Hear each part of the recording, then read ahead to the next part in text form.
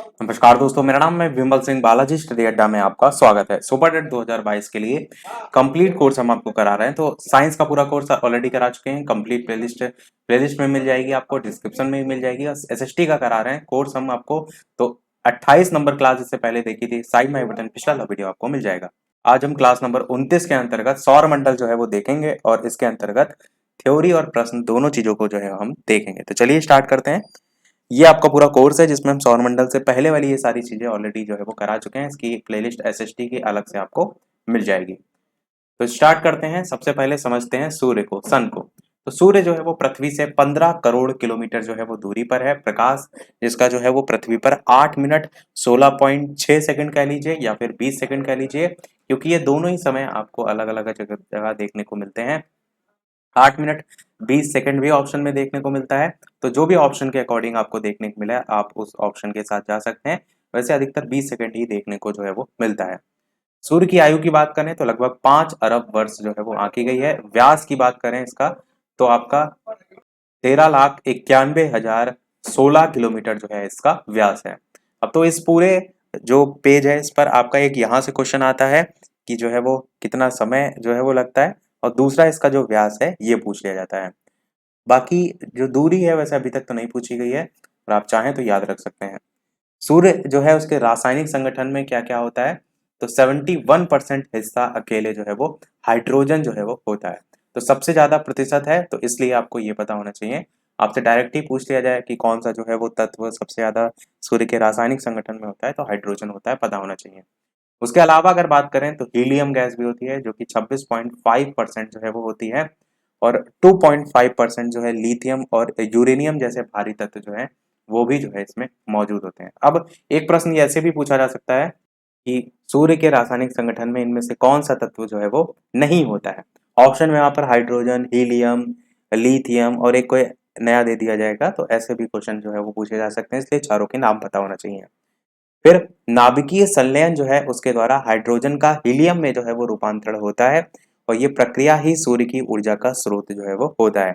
एक बार क्वेश्चन ऐसे भी पूछा गया है कि सूर्य की ऊर्जा का स्रोत क्या होता है। ऑप्शन में नाभिकीय संलयन और नाभिकीय विखंडन भी दिया गया था, और आपके दो ऑप्शन अलग से दे रखे थे। तो संलयन और विखंडन में कंफ्यूज आपको नहीं होना है। नाभिकीय जो संलयन है ये आपका होता है। कई बार लगता है ना विखंडन मतलब टूटना होता है, और टूटने से और ऊर्जा जो है वो उत्पन्न होती है, पर ऐसा नहीं होता है। विखंडन नहीं, आपका नाभिकीय संलयन होता है सूर्य की ऊर्जा का स्रोत।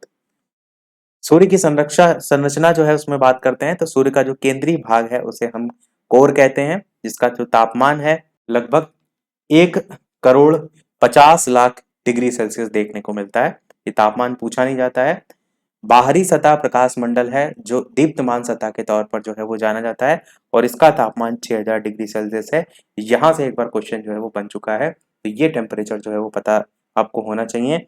दीप्तमान सतह के तौर पर जो जाना जाता है उसका तापमान 6000 डिग्री सेल्सियस होता है। सोचिए कि 100 डिग्री सेल्सियस पर पानी उबल जाता है, तो 6000 डिग्री सेल्सियस पर क्या होता होगा। तो सूर्य में कितना ज्यादा टेम्परेचर जो है उसके आउटर एरिया में जो है वो होता है, और इनर एरिया जो इसका केंद्रीय भाग है उसमें तो फिर क्या कहना। आप बात करते हैं इसी के अंतर्गत संरचना में जो है और कौन कौन से पॉइंट आते हैं, तो जैसे कि सौर ज्वालाएं। तो बाहरी सतह से उठने वाली जो लपटें होती हैं वो कहलाती हैं सौर ज्वालाएं, जिनकी पहुंच जो है वो लगभग 10 लाख किलोमीटर ऊंचाई तक जो है वो होती हैं। तो ये होती हैं सौर ज्वालाएं। केवल एक एक पॉइंट में आपको पता होना चाहिए, और जो लोग इंग्लिश में पढ़ना चाहते हैं इंग्लिश में भी लिखा हुआ है ये होता क्या है।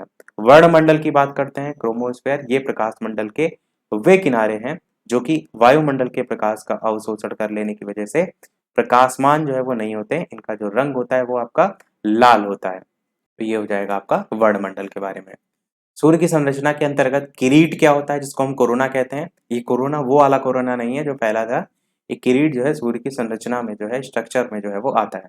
तो ये एक्स किरण उत्सर्जित करने वाला बाह्य हिस्सा होता है, जो कि सूर्य जो सिर्फ जो है वो सूर्य ग्रहण के समय ही आपको देखने को जो है वो मिलता है। तो बाह्य हिस्सा होता है जो कि एक्स किरणें उत्सर्जित करने के काम में जो है वो आता है। फिर बात करते हैं सौर्य कलंक या सौर कलंक, इसको हम सन स्पॉट कहते हैं। तो कोरोना यानी कि जो किरीट है इसमें विद्यमान काले रंग के जो धब्बे होते हैं जिनका तापमान सूर्य की सतह के तापमान से जो है वो कम होता है, सौर कलंक इन्हीं को जो है वो कहा जाता है। तो क्या कहलाते हैं, काले रंग के जो धब्बे होते हैं किसमें, किरीट में।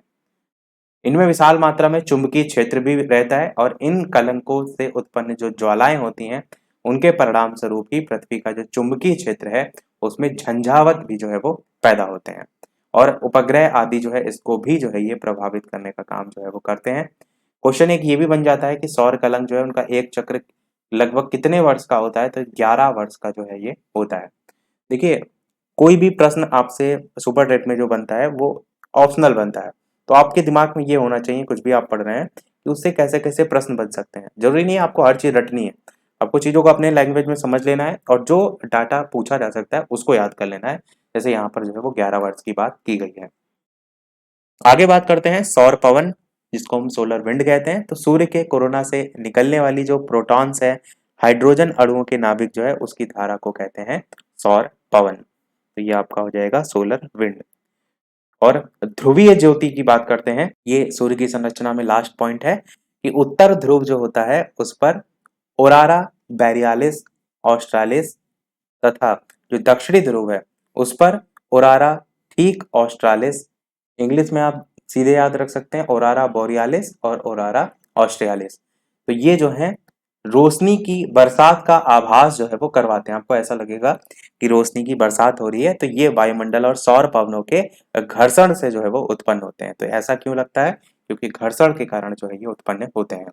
तो बस सूर्य की संरचना में इतना ही आपको पता होना चाहिए। अब बात करते हैं सौरमंडल जो है उसके आंतरिक और बाह्य ग्रह। अब क्वेश्चन जो ज्यादातर बनते हैं वो इन ग्रहों के कोई ना कोई पॉइंट से बन जाते हैं या फिर इनकी कोई विशेषता से बन जाते हैं, तो उस पर आपको विशेष ध्यान देना है। इसीलिए समझाने में भी हमने स्टार्टिंग के जो पॉइंट है उसमें केवल थोड़ा थोड़ा बता दिया है, बाकी डिटेल में हम जो है उसमें नहीं गए। आंतरिक ग्रह कौन कौन से होते हैं? तो बुध, शुक्र, पृथ्वी, मंगल, जो क्रम होता है उसके स्टार्टिंग के जो 4 ग्रह होते हैं उनको हम आंतरिक ग्रह कहते हैं और जो लास्ट के 4 होते हैं बृहस्पति, शनि, अरुण, वरुण, इन्हें हम जो है वो बाह्य ग्रह कहते हैं। और एक पॉइंट आपको ये भी याद रखना है, जो बाह्य ग्रह हैं इन्हीं को ही जोवियन ग्रह के नाम से भी जाना जाता है। तो हो सकता हो बाह्य ग्रह पढ़ के जाएं और ऑप्शन में जोवियन ग्रह इनमें से कौन सा नहीं है ऐसे प्रश्न पूछ लिया जाए तो आप कंफ्यूज ना होइएगा। जोवियन ग्रह बाह्य ग्रह को ही कहते हैं। बृहस्पति, शनि, अरुण, वरुण, और कई बार क्या होता है इनके इंग्लिश के नाम दे रखे होते हैं, यूरेनस हो गया, नेपच्यून हो गया। तो इंग्लिश वाले नाम भी अगर आपको पता होंगे तो यहाँ से आप क्वेश्चन गलत जो है वो नहीं करेंगे। फिर बात करते हैं, ये हो गया आंतरिक और बाह्य ग्रह। अब बात करते हैं इनके क्रम की।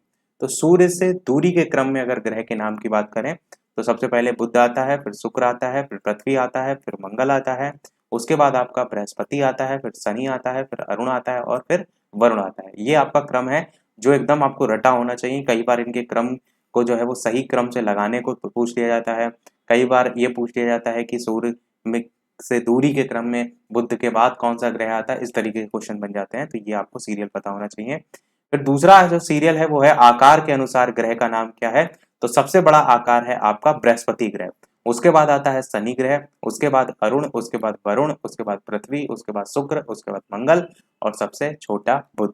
तो जब इनके बारे में भी हम पढ़ेंगे तब भी आपको वहां पता चल जाएगा कि कौन सा सबसे बड़ा ग्रह है। पर यहाँ पर अगर आप एक साथ सीरियल याद कर लेंगे तो और अच्छे से आपको समझ में आएगा। तो अगर आपसे पूछा जाए कि आकार के अनुसार सबसे बड़ा ग्रह कौन सा है तो आप कहेंगे बृहस्पति ग्रह।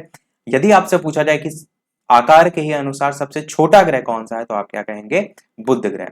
तो इस प्रकार से आप दोनों को याद रखिएगा और इसी प्रकार सूर्य से जो दूरी है उसके क्रम के अकॉर्डिंग भी याद रखिएगा। अब हम क्या करते हैं, इनके बारे में एक एक करके देखते हैं और सभी की बात नहीं करेंगे।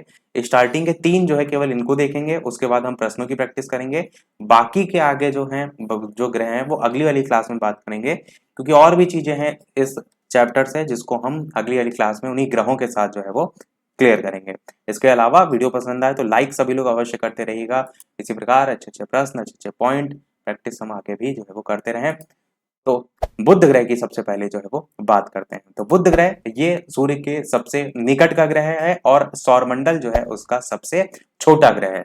दोनों पॉइंट आपको याद रखने हैं। जैसे आपका ये सूरज है तो इसके क्रम में अगर देखेंगे तो सबसे पहले कौन सा ग्रह पड़ता है तो आपका बुध ग्रह पड़ता है। तो ये आप कहेंगे सूर्य का सबसे निकट का भी ग्रह है, सबसे पास में है, और सौरमंडल का भी सबसे छोटा ग्रह है, क्योंकि अभी हमने आकार के अकॉर्डिंग भी जो है वो बात की। फिर दूसरे पॉइंट की बात करते हैं तो सूर्य की परिक्रमा ये जो है वो सबसे कम समय में पूरी करता है। अब देखिए सूरज जो है सबके पास है, तो जब इस प्रकार से चक्कर लगाएगा तो इसको इतना गोला घूमना पड़ेगा। जो इससे दूर होगा उसको इतना घूमना पड़ेगा, और जो और दूर होगा उसको उतना घूमना पड़ेगा। तो समझ रहे हैं ना, जो सबसे नजदीक है उससे आप याद रख सकते हैं कि सबसे कम समय जो है सूर्य की परिक्रमा करने में इसको लगता है, और वो दिन है आपके 88 दिन। ये दिन भी पूछ लिए जाते हैं, तो ये भी अगर याद होंगे तो अच्छा होगा। तो सबसे कम समय में जो है ये पूरा करते हैं। इसकी कक्षीय गति की बात करें तो सौरमंडल के अन्य ग्रहों की अपेक्षा जो है सबसे ज्यादा होती है। तो इस पॉइंट को भी ध्यान रखिए, कक्षीय गति अगर आपसे पूछा जाए कि सबसे ज्यादा किसकी होती है, तो आप कहेंगे बुध ग्रह की। ये 48 किलोमीटर प्रति घंटा सेकंड जो है उसकी गति से सूर्य की परिक्रमा जो है वो करता है। कुछ अन्य स्रोत भी हैं जिनमें 50 किलोमीटर प्रति सेकंड भी बताया गया है, तो आप एवरेजिंग करके 48 या 50 याद रख सकते हैं। यहाँ पर अगर दिन की बात करें तो अत्यधिक गर्म होता है, और रातें जो होती हैं वो बहुत ज्यादा बर्फीली होती हैं। अतः बुध का जो तापांतर होता है वो अन्य ग्रहों की अपेक्षा जो है वो सबसे ज्यादा होता है। तापांतर का मतलब समझे कि रात में ठंडी पड़ रही है तो इतनी ठंडी पड़ रही है कि बर्फ, और दिन में गर्मी हो रही है तो इतनी गर्मी हो रही है कि एकदम तपती लू जैसे हम बोलते हैं। तो इस प्रकार से जो टेम्परेचर का डिफरेंस है वो आप देखेंगे तो यहाँ पर सबसे ज्यादा देखने को मिलता है। इस पॉइंट को आप याद रख सकते हैं। फिर बात करते हैं बुध के उपग्रह की। तो बुध के पास अपना कोई उपग्रह जो है वो नहीं है, और बुध पर वायुमंडल जो है वो भी आपका नहीं पाया जाता है। अब थोड़ी सी अगर ट्रिक से भी आप इसे याद रख सकते हैं कि जो छोटे बच्चे होते हैं ना, वो कहते हैं कि मेरा कोई दोस्त नहीं है, तो माता पिता कहते हैं बुद्धू करके उसको कि बेटा तुम अभी छोटे हो इसलिए तुम्हारा कोई दोस्त नहीं है, इसलिए कोई उपग्रह नहीं है। और कहीं घूमने घामने जाता है वो, तो जब कोई दोस्त नहीं है तो जल्दी से लौट आता है, तो सबसे कम समय उसे लगता है परिक्रमा करने में। कम समय लग रहा है तो उसकी गति भी ज्यादा होगी, तो सर्वाधिक भी जो है वो अगर अन्य ग्रहों की अपेक्षा आप देखेंगे। और अगर बात करें तापांतर की, तो बहुत जल्दी गुस्सा हो जाता है, तो बहुत जल्दी ठंडा हो जाता है। इस तरीके से आप गर्म और रातें बर्फीली याद रख सकते हैं। मतलब अपने तरीके से आप थोड़ा सा अगर इसे ऐसे ही ट्रिक से जोड़ लेंगे तो आपका गलत जो है वो नहीं होगा। तो ये तो हो गया बुध ग्रह। दूसरे की बात करते हैं शुक्र ग्रह की। तो ये पृथ्वी के सर्वाधिक नजदीक है, सूर्य और चंद्रमा के बाद ये तीसरा सबसे चमकीला खगोलीय पिंड है। यहाँ पर जो पहली लाइन लिखी ना, पृथ्वी के सबसे नजदीक है, इसको नहीं आपको याद रखना, फिर तो आप कंफ्यूज हो जाएंगे। बुध सबसे नजदीक है, ये जो है वो पृथ्वी के सबसे नजदीक है। इस चीज को ध्यान रखिएगा कि जब बात हो रही है सूर्य की, इस सूर्य के सबसे नजदीक जो है वो कौन है, तब आप कहेंगे बुध है। पर जब आपसे कहा जाए कि पृथ्वी के सबसे नजदीक कौन है, तब आप क्या कहेंगे, शुक्र है। इस चीज को ध्यान रखिएगा ताकि आप कंफ्यूज जो है वो ना हो। फिर बात करते हैं आगे। तो शाम को जो है पश्चिम में और सुबह को जो है वो पूरब में दिखाई देने के कारण ही इसे क्रमशः सांझ का तारा तथा भोर का तारा जो है उसकी संज्ञा भी दी जाती है। ये दोनों ही आपके बहुत पूछे जाते हैं, तो इम्पोर्टेंट है, ये आपको रटे होने चाहिए कि सांझ का तारा या भोर का तारा जो है किस ग्रह को कहा जाता है। तो शुक्र ग्रह को कहा जाता है। क्यों कहा जाता है? क्योंकि शाम को पश्चिम में और सुबह को पूरब में दिखाई देता है। आगे बात करते हैं तो इसे पृथ्वी की बहन की संज्ञा दी जाती है, ये भी आपसे पूछा जाता है। इस एक्चुअल ग्रह में बहुत से ऐसे इंपॉर्टेंट पॉइंट है जो है वो बहुत से एग्जाम में पूछे गए हैं। तो पृथ्वी की बहन या भगनी भी जो है वो कहा जाता है। बहन की जगह भगनी वर्ड लिखा हो तो आप समझ जाइएगा, क्योंकि ये आकार, घनत्व और जो व्यास है उसमें जो है वो पृथ्वी के लगभग जो है आपका बराबर है। आकार में भी, घनत्व में भी और व्यास में भी। इसी कारण से इसे पृथ्वी की जो है वो बहन जो है वो कहा जाता है, क्योंकि तीनों ही अब देख रहे हैं जो इसकी स्टेज है वो बराबर है अगर कंपैरिजन करेंगे आप पृथ्वी से। फिर बात करते हैं आगे। तो शुक्र जो है उसके वायुमंडल में अधिकतम कार्बन डाइऑक्साइड लगभग 90 से 95% जो है होने के कारण इस पर प्रेशर कुकर जैसी स्थिति भी जो है वो उत्पन्न होती है। इसलिए ये सबसे गर्म ग्रह जो है उसकी संज्ञा भी दी जाती है। ये भी क्वेश्चन आपसे पूछा जाता है, सबसे गर्म ग्रह कौन सा है, तो आप कहेंगे शुक्र ग्रह। और इसके चारों तरफ सल्फर डाइऑक्साइड के घने बादल जो है वो देखने को मिलते हैं। तो आपने ये भी समझ लिया कि गर्म ग्रह की संज्ञा क्यों दी जाती है। आगे बात करते हैं। अगला है कि शुक्र और अरुण जो है इसकी परिक्रमण जो दिशा है वो आपकी विपरीत है। पूर्व से पश्चिम अर्थात दक्षिणावर्त जो है वो होती है, जबकि और बाकी सभी ग्रह जो है वो वामावर्त जो है वो घूमते हैं। तो ये इंपॉर्टेंट पॉइंट है कि इसकी जो दिशा होती है वो विपरीत होती है। इसके अलावा और किसकी होती है, तो अरुण ग्रह की भी होती है। तो नॉर्मल जो आपकी दिशा है वो आपकी पश्चिम से पूर्व है, इस चीज को समझिए।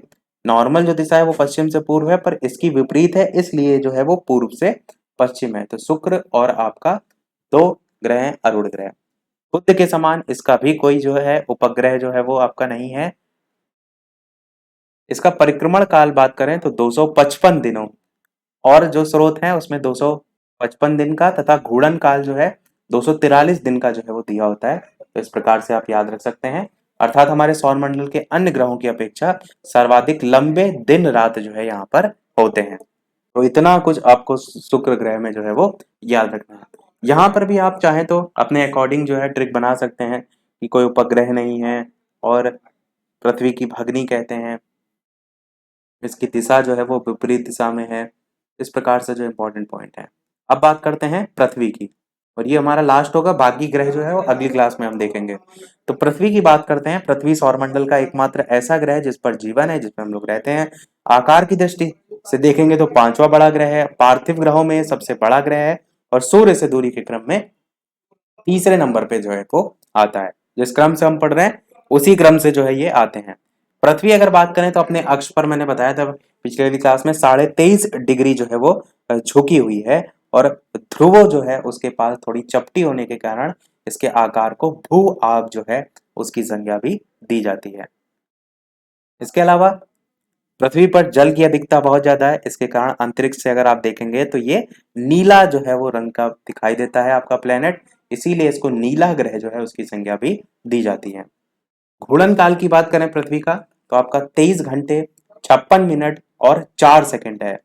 आप कहेंगे 24 घंटे का दिन होता है तो ये कैसे इतना कम है, तो वो इसलिए है, आगे बताया गया है। अर्थात लगभग एक दिन का होता है, और सूर्य के चारों ओर एक परिक्रमण ये 365 दिन 5 घंटे 48 मिनट और 46 सेकंड, अर्थात लगभग एक वर्ष का जो है वो होता है। तो ये जो समय आप एक्स्ट्रा देख रहे हैं 365 दिन के अलावा, यही आपका 4 साल में जो है वो पूरा एक दिन बना देता है। इसलिए आप देखते हैं फरवरी जो है आपकी 29 दिन की जो है वो होती है। और सौर वर्ष क्या होता है, तो आप कहेंगे कि पृथ्वी को सूर्य का एक चक्कर लगाने में जो लगा समय होता है उसको जो है वो सौर वर्ष जो है वो कहा जाता है। तो ये तो क्लियर है, तो आसान सा है। फिर सौर मंडल जो है उसमें अगर बात करें सक्रिय ज्वालामुखी पाए जाने वाले 5 ग्रह, तो उनमें से ये भी आपका एक ग्रह आता है। इसके अलावा अगर आप देखेंगे ज्वालामुखी, तो बृहस्पति ग्रह में, शनि ग्रह में, शुक्र ग्रह में, वरुण ग्रह में, इन सभी पर सक्रिय जो ज्वालामुखी हैं वो देखने को मिलते हैं। और अगर बात करें उपग्रह की, तो इसका उपग्रह एकमात्र है जो है आपका चंद्रमा। तो इससे पहले जो दोनों हमने देखे उन दोनों का उपग्रह नहीं है, तो उनको भी आपको याद रखना है, और इसका उपग्रह है एकमात्र चंद्रमा। ये हमारे सभी पॉइंट हुए समाप्त। अब हम बढ़ते हैं सीधे प्रश्नों की तरफ। लास्ट में एक क्वेश्चन हम आपसे भी पूछेंगे, और बाकी ग्रहों को अगली वाली क्लास में हम देखेंगे। तो सबसे पहला प्रश्न है कि सूर्य के चारों ओर चक्कर लगाने वाले जो खगोलीय पिंड हैं उनको क्या कहा जाता है? उपग्रह कहते हैं, क्षुद्र ग्रह कहते हैं, ग्रह कहते हैं, या फिर पुच्छल तारा कहते हैं? बताइए इनमें से कौन सा जो है वो आपका सही होगा। सूर्य के चारों ओर चक्कर लगाने वाले खगोलीय पिंड जो है उनको क्या कहा जाता है?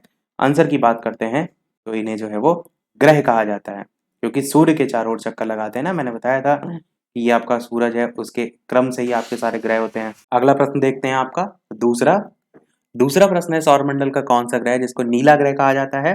शनि ग्रह, पृथ्वी, शुक्र, मंगल। शनि में जो है नाम में बड़ी छोटी की मात्रा लगेगी।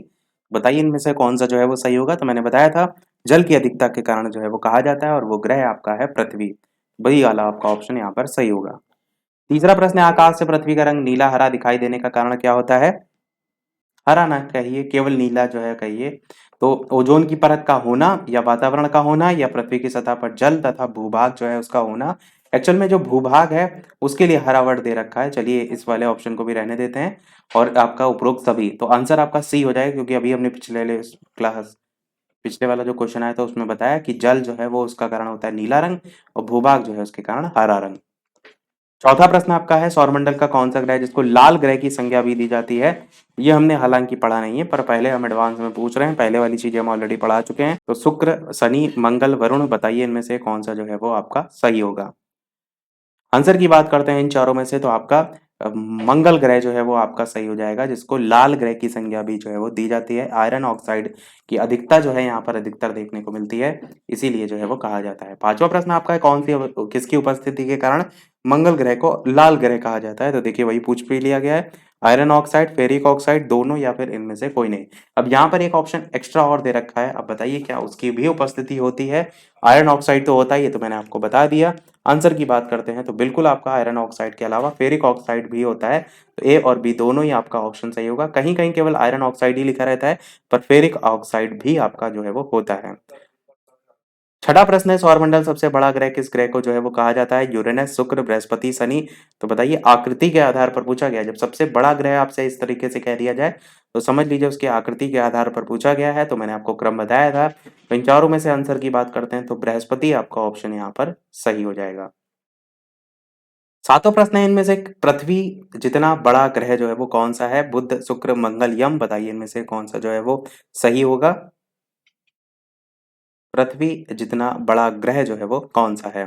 आंसर की बात करते हैं इन चारों में से, तो पृथ्वी के आकार के बराबर होने के कारण ही क्या कहा जाता है उसको? पृथ्वी की भगिनी कहा जाता है। तो आप समझ गए यहाँ पर किस ग्रह की बात हो रही है? तो शुक्र ग्रह की जो है वो बात हो रही है। बी वाला आपका ऑप्शन यहाँ पर सही हो जाएगा। आठवां प्रश्न आपका कह रहा है कि पृथ्वी स्थित है किसके किसके बीच में? शुक्र और मंगल ग्रह के मध्य, मंगल और बृहस्पति के मध्य, शुक्र और बृहस्पति ग्रह के मध्य, बुध और शुक्र ग्रह के मध्य। बताइए इनमें से कौन सा जो है वो सही होगा? सभी के क्रम हमने आपको बता भी दिए, उसी क्रम से अकॉर्डिंग ये प्रश्न पूछा गया है। आंसर की बात करते हैं तो सबसे पहले आपका आता है बुध, फिर आता है आपका शुक्र, फिर आता है पृथ्वी, फिर मंगल। तो पृथ्वी के बीच में क्या आ रहा है? इधर मंगल है, इधर शुक्र है। तो मंगल और शुक्र देखिए किस ऑप्शन में है? तो मंगल और शुक्र आपका, शुक्र और मंगल पहले ही ऑप्शन में दे रखा है, यही आपका ऑप्शन यहाँ पर सही हो जाएगा। नवा प्रश्न देखते हैं कि सबसे अधिक गर्म ग्रह कौन सा है? बुध, मंगल, शुक्र या पृथ्वी। बताइए इनमें से कौन सा जो है वो सही होगा?